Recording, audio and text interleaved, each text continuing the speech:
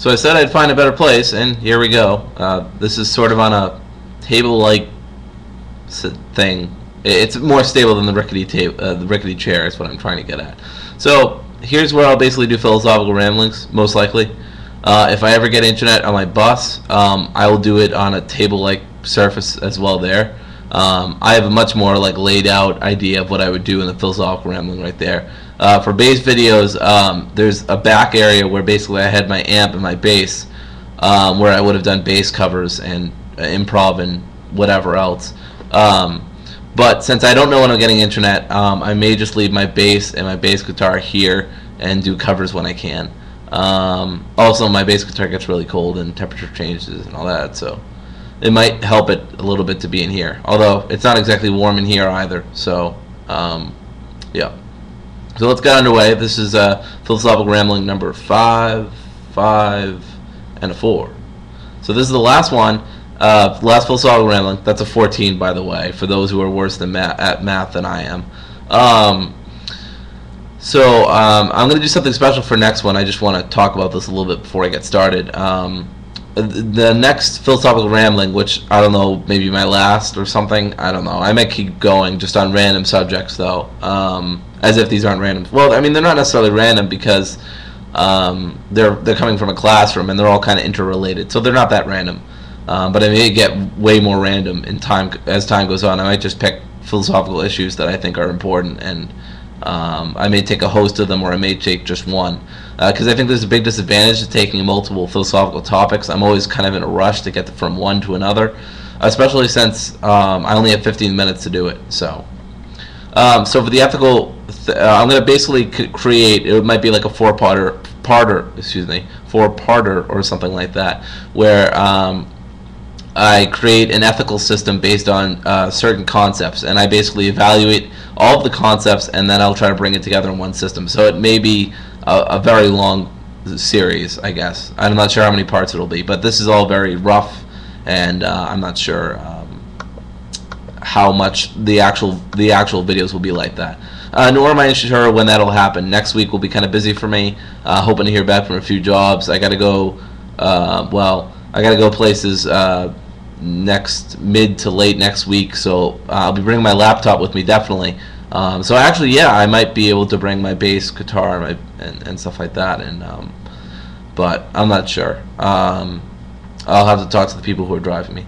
So anyway, let's get underway. I apologize about the delay, but I just want to make those two announcements about the change of location and locations in general, and then what I might be doing for philosophical ramblings.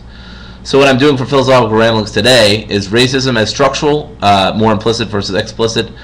Should the lack of opportunities for non-whites be addressed by libertarians and anarchists?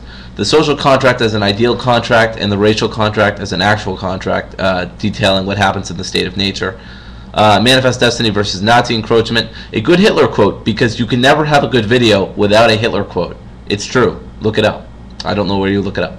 Social constructionism with race and gender, which will basically sum up everything. The sexist contract. DeVore didn't call it that, but we could talk about it in a Mills sort of sense and call it the sexist contract. The racial contract, of course, from Mills, and critical race theory, which is the background from which Mills is coming from. So let's get started. So racism isn't seen as big of a deal, especially since the civil rights movement and a lot of slavery was ended. Blacks were allowed more employment. There's a black president of the United States. Well, he's mostly black, but he's kind of half white, half black. But African Americans can only win so much. If you want to call being the president winning, which I don't. That's like Charlie Sheen winning. It's not winning. It's just stupid. Anyway. But racism instead has become more structural, more implicit than explicit. And what I mean by that is racism has become inherent in the sort of ways that we interact with each other and the ways that we perceive each other and the ways that we define our culture and stuff like that. It's not so much based on coercion and force and violence anymore, although of course there still is that, namely the police against non-whites. I'm sure it doesn't take a historian to say that that police forces have disparaging or disproportionately been used by whites against non-whites than the other way around. Although that also goes for anti-establishment people in general. But often minorities are anti-establishment precisely because they are minorities. So I'm not going to get into that, but just a little bit of psychology for you, I suppose. Quackery, I suppose, not really good psychology, but just kind of basic psychology. Not that I'm a psychology major, or I was, or that I have some big understanding of it. But anyway, sorry about that tangent.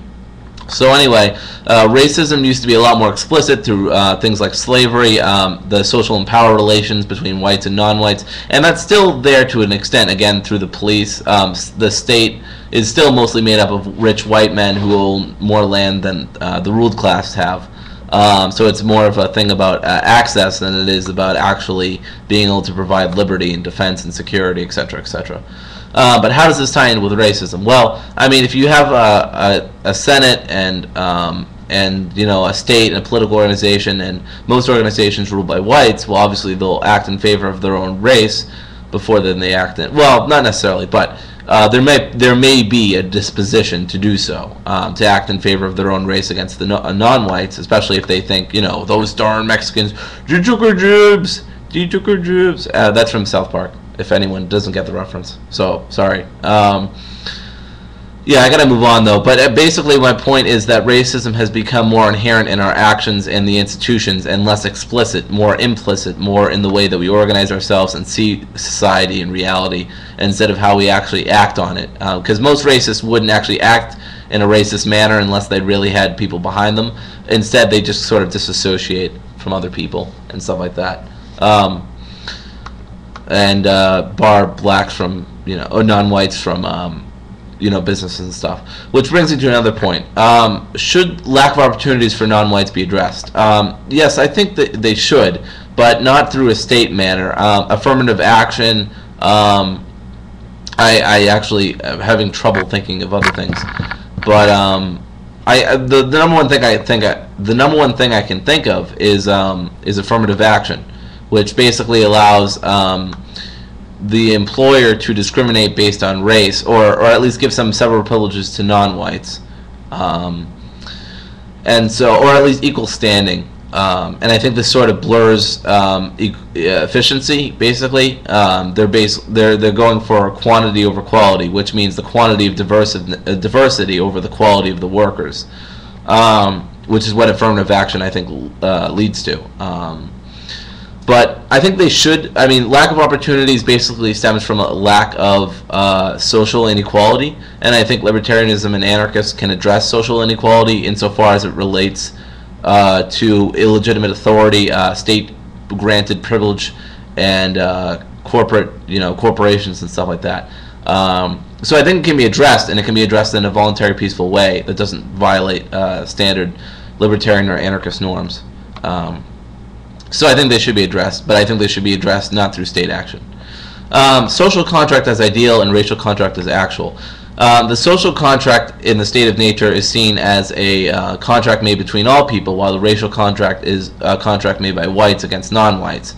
Or at least it turns out to be against non-whites. Maybe it's not explicit, maybe it's more implicit, like I was talking about before, structural. And I got to work on, definitions for structural and implicit and stuff like that. But I simply, again, don't have the time to do that, so maybe some other time. I think at one point, actually, I'll review all these videos and see what topics I said I'd come back to at some later point, and I'll just do videos on that, because that's good. I mean, I'm doing what I said I would do, or what I even might do. So there's not even a guarantee, but I'm still doing it. So I'm such a good person, is what I'm trying to say. So yeah, to continue, it's more actual that the racial contract existed than the social contract, because as we know, when the communities in New England were established, the Native Americans didn't exactly have much say, nor even if they were in the community did they have much say anyways, because they were non-whites. So the racial contract seems to me very much more actual. I mean, that's not to say it's completely factual and actual. But it's certainly more actual than the social contract, which is actually an entire concept that I completely reject. But that gets into anarchism, and I won't bring that in here, or right now, rather. So I also want to make up an interesting point, or not make up, but talk about an interesting point. What is so different about Manifest Destiny versus the Nazi encroachment of the surrounding European countries? Well, besides the numbers, and besides the fact that the whites that the Nazis killed, and it was mostly whites instead of non-whites, which will be my main point.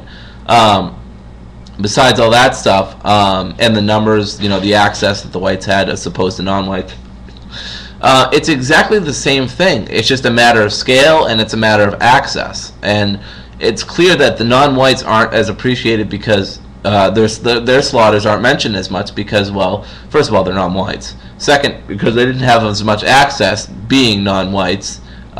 Even if you were in the society that gave you a lot of access, if you were non-white, you would still be deprived of a lot of access to the resources.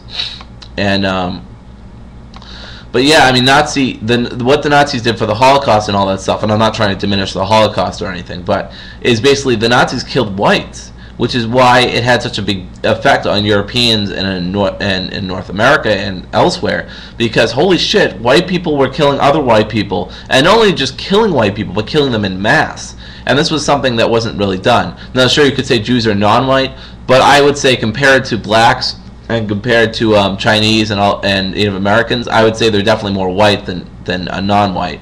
But that could be a debate for another time or in the comments. So I just want to bring up that. Also, I want to bring up a Hitler quote, because this video wouldn't be complete without a Hitler quote. So I just think it's a cool quote. Well, I think it's a cool quote. I actually do think it's a cool quote, and it's funny that he talks about this. He says, take any single area you like. Take, for example, India. England did not conquer India by the way of justice and of law. She conquered India without regard to the wishes, to the views of the natives, or to the formulations of justice, and when necessary she has upheld the supremacy with the most brutal ruthlessness. Just in the same way Cortez or Pizarro annexed Central America and the northern states of South America, not on the basis of any claim of right, but from the absolute inborn feeling of the superiority of the white race. The settlement of the North American continent is just as little the consequence of any claim of superior right in any democratic or international sense. It was the consequence of a consciousness of right which was rooted solely in the conviction of the superiority and therefore the right of the white race. So basically, Hitler just said something that's extremely obvious to libertarians and anarchists, that basically the conquering of these non-whites was based on a feeling of white supremacy. Now, generally people, associate white supremacy with Nazis and KKK and all that kind of stuff. But, I mean, this feeling of superiority over non-whites can be very widespread. It doesn't have to be outright fascism or KKK stuff. This conquering of Native Americans and so forth does the trick too. And Hitler says it himself. So, if Hitler said it, come on, appeal to authority is always legitimate. But my point was to bring up the quote because, number one, Mills mentions it in his book. Number two, I think it's an interesting quote coming from a very interesting person. And number three, I think it's just kind of weird how obvious Hitler saw it. He's like, yeah, this all stems from imperialism and white supremacy, and you're kind of stupid to think otherwise. And he doesn't say that, but he makes it sound like it's really obvious, and it is really obvious. I think it is anyway, and so does Hitler. So you should agree with me. I'm just kidding, of course. So one last thing. Social constructionism with race and gender basically comes from many things. The racial contract, the sexist contract, critical race theory analyzes that. Maybe we should have critical sex theory too while we're at it. And maybe there is such a thing like that. Maybe it's called feminism. I'm not sure. I'm not a feminist, by the way, although I do have some individualist feminist leanings via Voltairine de Cleyre, Emma Goldman, Charles Johnson, Roderick Long, and a little bit of Wendy McElroy, although not much because I haven't read much of her stuff. But I think I've liked what she's said so far. There's an article actually about gender equality in the workplace that I think she wrote on the Freeman Online, but I couldn't find it. Anyway, I got to wrap this up. But basically, my point was that social constructionism and with race and gender is something that needs to be changed and something that needs to be addressed by libertarians, even though it may fall outside the scope of private property and NAP. That's precisely why it should be addressed, because if it becomes unaddressed, whites can start oppressing blacks, women can start being more oppressed by men, and so on and so forth. And this would maybe if they voluntarily chose it, I don't see how they could, but if they did somehow, it certainly would be weird in a libertarian society, maybe permissible, but it'd certainly be weird, and I don't think it'd fit. So anyway, that's all I got. I got to stop for now, and yes, basically is my favorite word of all time. So, yep.